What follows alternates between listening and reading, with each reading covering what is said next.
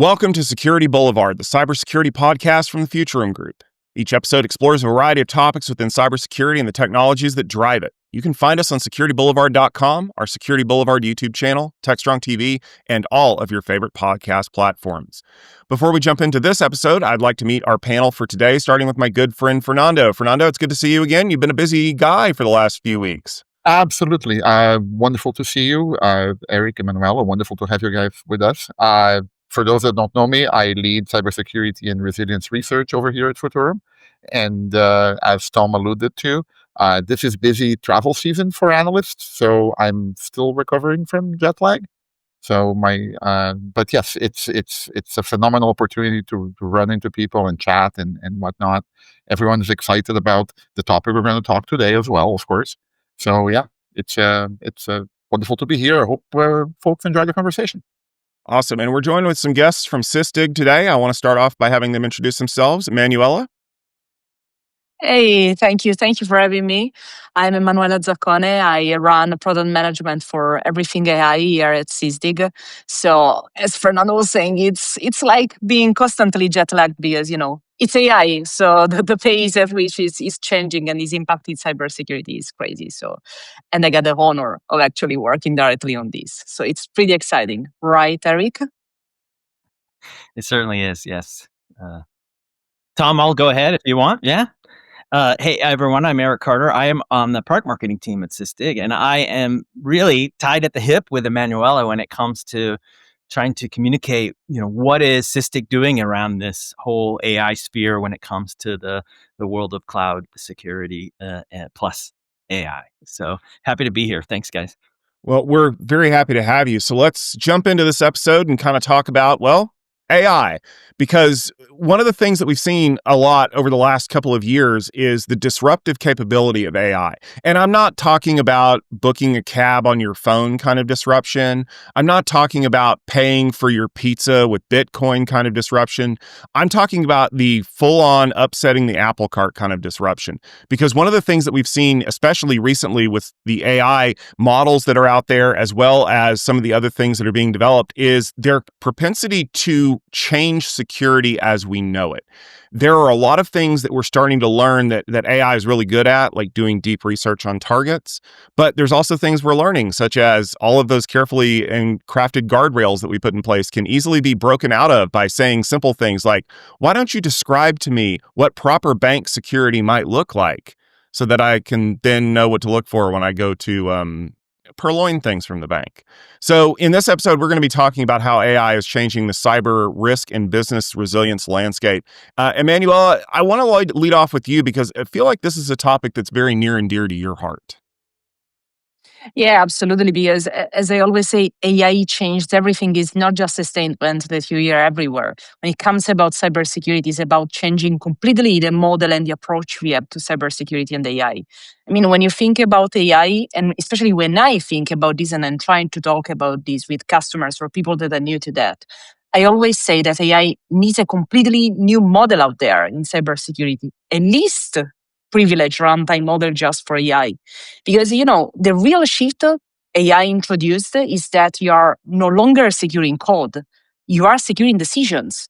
Because you can, let's think, you can't pre-scan a prompt, for example, or secure the output, or, judge the decision that is going to be taken or audit that decision because that is just taken based, for example, on the answer of a chatbot. So it's about completely shifting this approach and thinking that you are securing decisions, not code, when it comes about AI. So this shifts the paradigm completely. Sorry, I was going to mean, I love the framing of securing decisions. I love it. Perfect. Sorry, Tom, I just wanted to say I hadn't heard the term before. Awesome.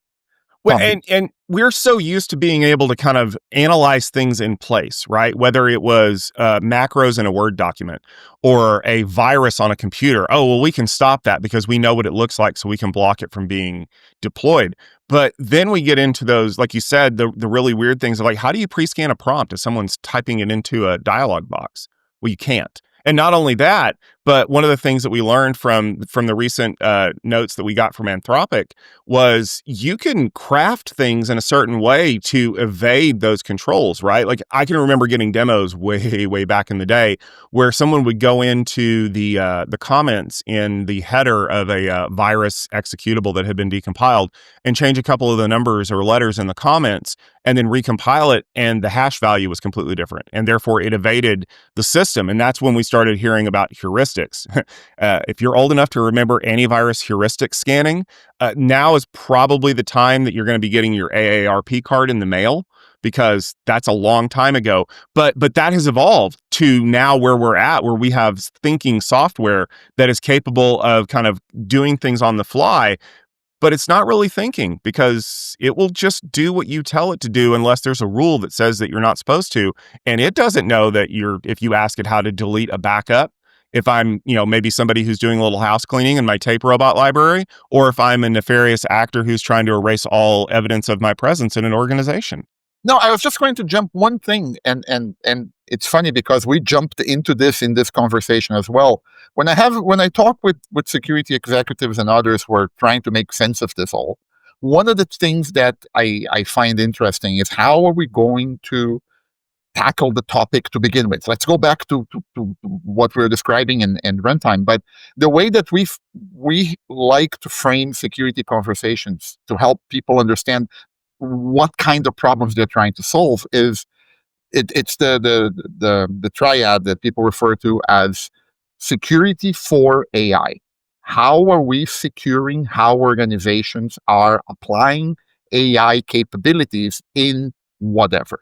That's topic one, right? And the other with AI for security, right? How are you using AI capabilities within the security processes that you are running in your organization? Topic number 3 is security from AI, right? Or security against AI, which is, okay, even if you do nothing else, you go home and you just want to be quiet, right? And not touch AI, it doesn't mean that your adversaries are not going to do that. And that's what we're seeing all the time. I'm sorry to go back to basics a little bit, but that I find it interesting because I've walked into many conversations when we were expecting one type of AI security, and we get another, right? So I just wanted to frame here. The other thing I like to say is I like to frame the discussion between, are we talking about workforce AI versus workload AI? And workforce AI is, okay, within the scope of a company, how is the company using AI to support us as employees, right? So, or what are you using as a person? Hey, all of us have an LLM of choice that we use to, hey, help me craft this email a little bit better, whatever, right? Fine, that's one type of use case. The workload AI is, look, our company is deploying AI within, our company is deploying something, that something is using AI. What do we do about it, right? So, sorry to backtrack us a little bit, but I think that making the distinction about which one we're talking about is a really good first step to. Yeah, we face that, Fernando, because we are out obviously talking to the market about it, but also people inside of Sysdig, and we always have to clarify. You've come to me and you've said AI security. Now let's add something to that. Is it AI for? Is it security for? I like the third one, where I think inherently in Sysdig there are things to protect what you were talking about, which is AI trying to break through the walls, etc. So that's a good third one there. When we first started talking about this, I had created a slide just to try and put a visual. And if you remember Rock'em Sock'em Robots, Tom Willott, and there's like, I have a red team and a blue team, and these guys are fighting it out. So we know that the bad guys have this at their disposal. We before we came on the air, we were talking about the Claude and the issue that was revealed this week, right? And so there's a perfect example, right? So they've got it. We need to have it as well in order to stay ahead of these things. And somewhere in the midst of all this is also this trust conversation, so that when we are using it, we can trust it. But there's a lot of things to cover. But at Sysdig, we're focusing on both, especially using AI to try and defend, right? First of all, but also since we are quite good at and known for Kubernetes security, a lot of these AI environments are being rolled out as cloud native workloads, and there's a there where, okay, it's something you've got to make sure you are ready to deal with, right? If you haven't been securing your cloud and cloud native environments the right way, you better get on it. So. Oh, absolutely. And as a side note, I've been covering cloud and cloud native security for a long time. I'm well aware of Falco and everything that Sysdig have done, and you're spot on. Like the visibility that we need into how runtime is running on those clusters, right, is essential. So yes, absolutely. And this, Fernando, goes back into what you were saying at the beginning, actually, because the point is that right now we are no longer securing something static. Think like a castle, for example, with firewalls that we were mentioning before. It's something that is changing constantly. It's dynamic. You think to this like an ecosystem. And that's the thing, because people only think about AI, but the real thing there is that attackers, like we talk from the point of view of defenders and people that works in cybersecurity, but we have the same tools. We can leverage AI to actually defend against those threats, but they can leverage AI to automate and actually make things faster. I remember it was some couple of months ago, I guess, with the web UI kind of bugs that was out there. And do you remember that they kind of exposed without admin privilege this interface? And basically the attackers just created an AI-generated Python script as simple as that to be able to leverage that and start a crypto mining activity. As simple as that. When you analyze that code, it was 90% AI generated. And that's the thing. We are starting a war with the very same weapon out there. And it's powerful on both sides. So it's there. The thing that I help, when I have conversations, the thing that I think helps people understand is, what is AI changing, right? And AI, at least talking about security from AI, like what are the attackers doing, right? And we are not yet, like, we're starting to see these more and more. I think that attackers are very rational when it comes to the economics of attacks, and they will use what's affordable. They'll use the minimum they need to get the job done, right? And so I've had conversations where people are saying, look, I know AI is here, but I don't want to deal with it because I have to deal with so many other things first. I like to point out that, look, we want you to think about security from AI now, not because of the attacks that are happening now, but what is changing coming along, right? You mentioned the Python script. Tom mentioned the Anthropic report, the Anthropic report that just came out. What is common between them? I think that two things we're seeing that it's important for defenders to keep in mind. We are talking about AI enabling more attackers. So we're giving attackers, or AI is giving attackers, access to better knowledge, right? So in other words, I'm old enough when we used to call them script kiddies, right? Now that the capability that somebody can have now is much greater. That's point number one, right? Point number two is that not only that comes with greater capabilities, but that also comes with much faster speed, right? And I think that if as practitioners we can help teams be ready for what if your attackers are more skilled, and what if your attackers are faster, right? Those are the two things that can help frame the conversation. Sorry. Yeah, Fernando, it's a great point, and it's one of the areas where we focus when we talk about how we're doing AI for security. Is you do have people who are not as skilled and they need help, right? And AI can be that helper. This week I was reading news about new models and so on, and they talked about these are now PhD level and above kind of intelligence that you're bringing to this. And I was like, wow, I didn't go to that much school myself, but yeah, I mean, this is it. We need to enable, because you're saying, like, they're with very little effort and knowledge, they're getting out and doing bad things, and we need to help people with the knowledge to combat against that, right where they're working, and not have to jump out, ask a friend, not have to jump out, try and find an answer somewhere on the internet, right? Give them the answers they need, or give them the insights they need right where they're working to stop these threats. And that's They exactly need the point. Just to exactly. clarify, the more knowledge and more speed applies to both. I mean, I was talking about attackers, but it applies to defenders as well. Yeah. And We want defenders need to be faster, and full stop, right? And how one way to do that is to employ AI, in a helpful way, so that everyone can do what they need to do, even if the super smart guys are not around the shop that day when something happens, right? And the other piece to this, Eric, I guess, is also the fact, and you know this because that keeps coming from customers and users. It's not just about getting the insights you need. It's getting the insights you trust, which is the other big topic with AI. Because it's not just about Fernando used this image at the beginning saying we need to distinguish between AI workloads and AI workforce. Everybody's so worried that AI is going to steal their jobs, while AI is actually augmenting what they can achieve because it's giving me more knowledge.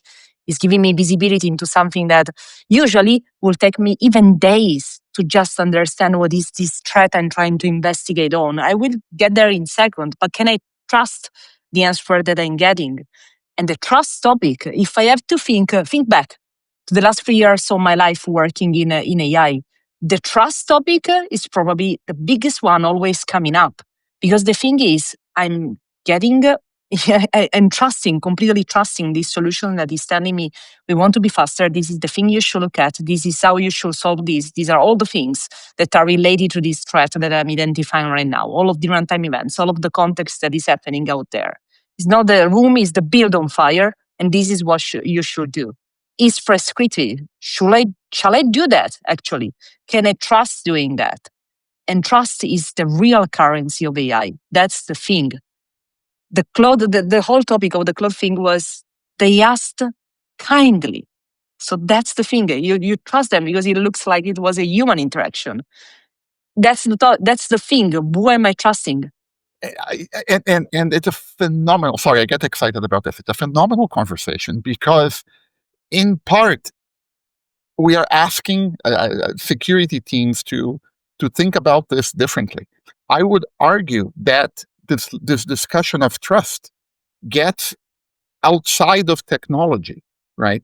It gets into things like semiotics, right, where you're talking about the meaning of symbols and the meaning of trust, right? What does it mean within a workflow that we can trust what AI is generating?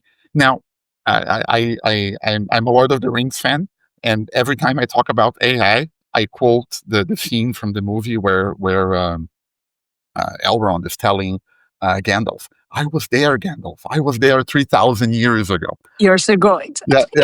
And because I was there when we were playing with symbolic AI in the early 90s, right? And of course, it goes even before that, McCarthy in the 1950s, right? But we have been trying to. Back then, we were trying to do just AI based on meaning and trust. And expert systems. We are now into this age of generative AI with neural networks, and they're amazing in their own right. But perhaps we're going to see something. We need something different, right? We need a better interpretation of how do we evaluate trust in these systems. I think you're spot on. And I think agentic and the evolution we are seeing with agentic AI goes also in that direction. I mean, it's cool from a technology standpoint because, of course, you are seeing AI being at your service more and more, doing things for you rather than just reacting to what you're asking, which is absolutely amazing. AI is becoming proactive more and more. But are we actually ready, especially in the cybersecurity area, for the right use cases to actually make the most out of agentic? Uh-huh. Okay, let's pick on that. Where I think that I agree. What I've seen is that we as an industry, we are arriving at the point where we are sort of agreeing on what is okay, And some of those things is that we need domain knowledge experts, yourself, right, to take what you understand of the domain, CNAP, cloud native security, what have you, and then find out, okay, what are the rules within this domain that we are going to enforce, and where are we going to use an agentic capability that's going to use a layer of the interaction with the user may very well be at your LLM of choice, right? Whatever model, right? But within it, we rely on your expertise for coding the rules of how that agent is going to behave, right? And then the output of that can be exactly.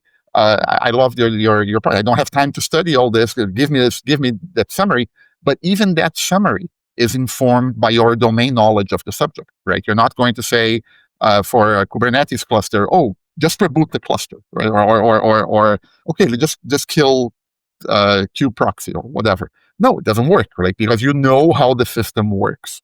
And so it's a phenomenal area where I think we need both. We need people who understand the AI side of things, but we also need to understand the domain that we're talking about. I mean, agentic makes the most out of it when it gets in context knowledge. It's even more relevant than in all the other AI stuff. And the thing is that in context knowledge is not just about where I put AI in the product. For example, when people ask me, that's a classical question I always get. Why shall I use your assistant inside your product instead of going to my LLM of choice, whatever it is, and just copy and paste the same question? And the answer is always the same. Does that LLM knows the context you're acting into? If you ask about these alert or runtime events or vulnerability, does it know all of your infrastructure context and what that relates to? No, it doesn't. So that's exactly the thing. And there's no one other than us as people that are embedding this solution, or you as a users that know exactly what you're chasing for, that can give that context. Without that context, AI is blind. So that's exactly where we can have an impact and make that change. I always say that AI is not a technological challenge. It's evolving. It's here to stay. That's a matter of fact. It's going to evolve. We will have models that are getting better and better, and even the AGI promise that is still out there. We'll get there. But the point is, I know. But the point is that even like that, all of this is out there, is evolving, and that is true. But the real challenge is a business challenge. Are you going to adopt that and actually understand if it's valuable for you and having an impact on your business? Or you're just looking at that like a technological thing and want to check a box and say, yes, we are adopting AI, because that completely changed what you're trying to achieve with that. To go back to, you touch on so many good points. I think that one of the things that I keep coming back to is that what we observe is in technology overall, and like the gray hair comes from being there 3,000 years ago, right? What I've seen throughout career is that we keep security is it's like a K thing, right? On one hand, we need deep technical knowledge about specific areas and whatnot. How does the BPF work? What are timing attacks or side channel attacks against quantum protocols, whatever, right? But there's also this tying into the business, right? And I keep saying that as security practitioners, one of the things that we should be doing in this time of AI is this should be the golden age of business process engineering for cybersecurity. We should be helping our stakeholders understand what their business processes actually are. Within those business processes, where does AI fit? And there are places where AI fits perfectly. There are places where AI fits, and there are places where get this away from us, right? The AI doesn't fit here. So to your point, it's about understanding not only the technology but the business side of things, and that's a conversation that requires growth, that requires you to understand people, process, and technology. I know it's the usual things, But yeah, that's where we're going as an industry. We are getting better. I'm optimistic about all this. We can debate AGI. AGI is a different story, but let's No. talk about that one later. Pandora box. Yes. Yes. Yeah. Yes. Yeah. Let's stick with yes. That's it. So I guess maybe to kind of bring it home, the question is, we have all of these aspects of AI that we need to be keeping track of. Like, we need to understand how we can leverage it, how it can be leveraged against us, what we need to do to keep it secured for our people to use, whether it's for workforce or workloads or things like that. But I guess maybe the question would be, what are some of the things you guys are doing at Sysdig to kind of advance the technology here?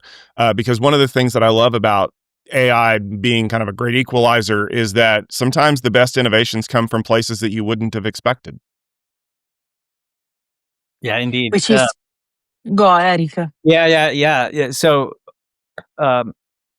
one of the things that we've done at Sysdig, first of all, in the realm of protecting AI, is because there's so much concern about something's just popping up, there's data being used to train, what's the security, is helping to auto-identify where there are AI libraries and packages running in your environment, right? So we've been able to do that so that then we can start to apply the security principles and the things that we do. Fernando, you mentioned CNAP. We are a CNAP, whether it's posture side or whether it's the threat detection side, right? So there's that. Just trying to give you a spotlight that this AI is in your environment. Did you know it? Did you not? Well, now you know, right? So that's the one thing. On the other hand, and again, our assistant is something we call Sysdig Sage. We started with sort of ask me a question about this thing you're seeing. We talked a minute ago about context, right? So one of the cool things is that it knows what I'm looking at, and that's important. It knows what I'm looking at and knows what's going on in my environment, so that I can ask a question and it's considering that context. And so we've started to implement that around whether it's threat detection, I need assistance, right? Or it's vulnerability management, which is still a huge, despite all the goodness that we put into trying to help people prioritize, it's still a problem. And this is where we're trying to leverage AI agents or agentic AI to do some of that tedious work for our customers. And then as well on the posture side, right? Just being able to get insights about my environment by asking a simple question. So we're trying to give the tooling, and I'll have Emanuela can expand on that. Just that, again, wherever I'm working, I get the right insights and I get recommendations on what to do next. And that's sometimes the hard part. We really want to get to a point where you've got the recommendation, you can say, make it so, or trust. You got a point where it's just doing the thing for you. And if you need to peel back the layers, you can peel back and see what was it that AI considered, what was it that AI did, right? So that there's that whole visibility aspect as well. I mean, when we usually always introduce Sysdig Sage and what we are doing as Sysdig, explaining to our customers, prospects, people asking about what we do, saying that we are not substituting what they do today or just giving a fancy way to do the same thing they could do with the product, or just using an API with a CLI and whatever. We are augmenting what they can do today, because if the pain is that I have thousands of vulnerabilities to manage with every single day, to deal with, and I have no idea where to start from, that's a pain. I don't want a fancier interface. I want a real help out there to cut through the noise, to prioritize and say, bring me to the action point where you are giving me all of the information I need to take a decision and move on and do what I need to do. And that thing, I mean, I may be biased, of course, as I'm the product manager, so my baby is always the best baby out there. But the point is that that's what you need to do. Use AI to better serve the need that we have out there in cybersecurity. And we know that speed is our currency, because that's what makes the difference between completely fail and have your infrastructure down and have a business damage out there, and instead being effective and saying, okay, I can go out there and be armed with the brace and weapons that my attackers have. We really want to exactly where we are. We want to flip the script, so to speak. Like today, when an alert fires, we get into action and we start investigating. We try and figure out what's the impact or potential impact, and then we figure out what's the solution. And all of that takes time. What if you get right in, the alert happens, yes, I still get notified, and everything I need to know how to deal with that issue is right in front of me. And again, when I get to a level of trust, I say, okay, thank you, AI engine. We've done it. We're going to do it. Go do it, right? And then I can go see all of the impact, all of the forensics of what was leading up to this. But I've taken action in really seconds or minutes instead of having to go through that long chain. And that's the promise of AI and AI agents that will go out and do things for you. Well, it sounds like there's a lot that we're going to need to consider as we think through this whole process. There's a lot of aspects that we need to have control over. And one of the things that I know about AI is we're probably going to be rethinking this problem in 6 months when some new capabilities come out or some new thing that we need to worry about is happening. But the good news is that no matter what happens, we're going to keep you up to date here on Security Boulevard. Fernando, you just had a report came out that I think people want to tune into. It was one of the new signals. Yes, we just published a security operations platform report where Futurum is we call ourselves an AI native analyst firm, and we are very much looking into where do we deploy it in a way that makes sense and so on.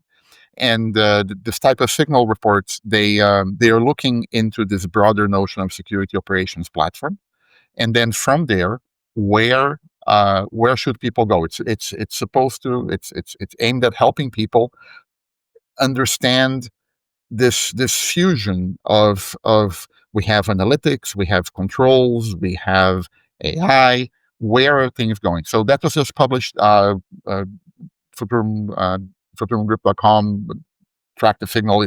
It's relatively easy to find, right? And yeah, it's been a very interesting experience. I'm starting to work on the next one now, right? So that's one of the things that for us is interesting because we can work on them in a much faster pace. So this will be fun. Right. All right. And our guest from Sysdig, if you've talked a lot about some of the Sysdig platforms and products that you worked on and that people should be checking out. If they want to do that, where can they go to learn a little bit more? I was waiting for the marketing guy to speak up. Just go to Sysdig.com. From the very get-go, you'll get the flavor of what we do and can lead off from there to dive deep. We have a lot of interesting and good articles about technology, even if it's not a Sysdig thing. Just like you want to learn about really what is agentic AI, we've got something that will help you and put that in the context of cloud security. All right. And as for me with Tech Field Day, we actually have our entire first half of 2026 calendar up on techfieldday.com. One thing that I think you're going to be excited about, though, we're going to be at RSA this year. First time we're doing Tech Field Day Extra at RSA. We've got a couple of companies that are already lined up and ready to talk about it. And guess what? We've still got 4 more months before we get there. So I bet you we'll have a couple more before all things are said and done. But make sure you check out techfieldday.com for more information about that, as well as Security Field Day and all the other things that we've got coming up. We want to thank you all for listening to this episode of the Security Boulevard Podcast. If you enjoyed our conversation, please make sure that you subscribe on YouTube or in your favorite podcast application of choice. That way you don't miss any of the episodes when we publish them, especially if we do it right around the holidays when you're probably looking for a break from your family and all that turkey. We would appreciate it if you leave us a rating and a review. That's how people figure out what we do around here, and we love to hear your thoughts on what you like and what you don't. This podcast is brought to you by SecurityBoulevard.com and the Futurum Group. If you want to check out our show notes and more information about episodes, head over to SecurityBoulevard.com, the TechStrong TV website, or our TechStrong TV app. You can download it for Apple TV, Roku, or pretty much any smart device, whether it's your iPad or whatever you consume media on. Make sure you're following Security Boulevard on our X and Twitter, as well as LinkedIn. Look for Security BLVD, and there's tons more content out there. Thank you very much for tuning in, and we'll see you in the next episode.